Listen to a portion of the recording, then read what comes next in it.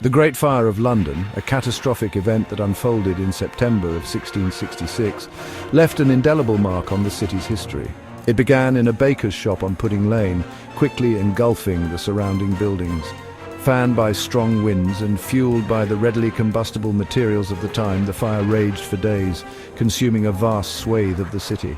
Homes, businesses and iconic landmarks like St. Paul's Cathedral were reduced to smouldering ruins. The scale of the devastation was immense, displacing thousands and forever altering London's landscape.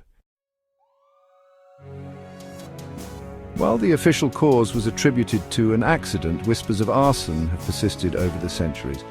The speed at which the fire spread, coupled with the political and social tensions of the time, fueled speculation that the blaze might have been a deliberate act.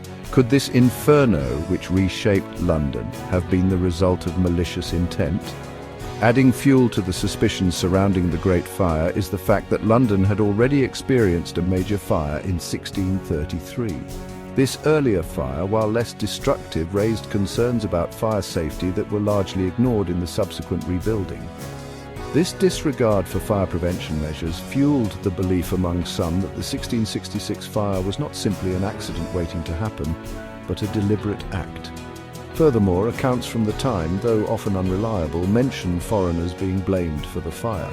England was at war with both the Dutch and the French, and rumours spread that spies or saboteurs had set the blaze as an act of war.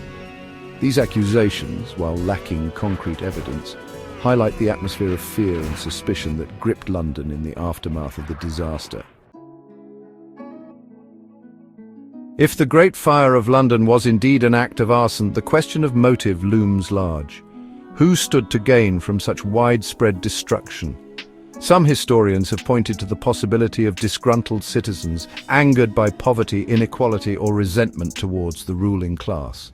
The fire, in their eyes, could have been an act of rebellion, an attempt to bring down the established order. Another theory suggests that the fire might have been a calculated move by those who stood to profit from the rebuilding process.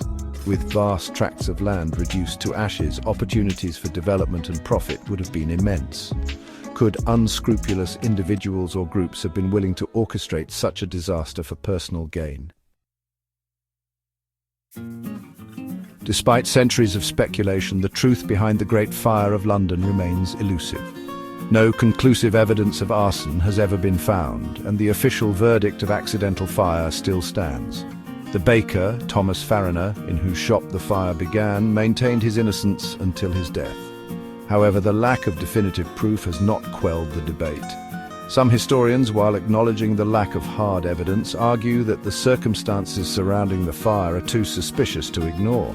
They point to the speed and ferocity of the blaze, the political tensions of the time, and the persistent rumors of arson as compelling, if circumstantial, evidence.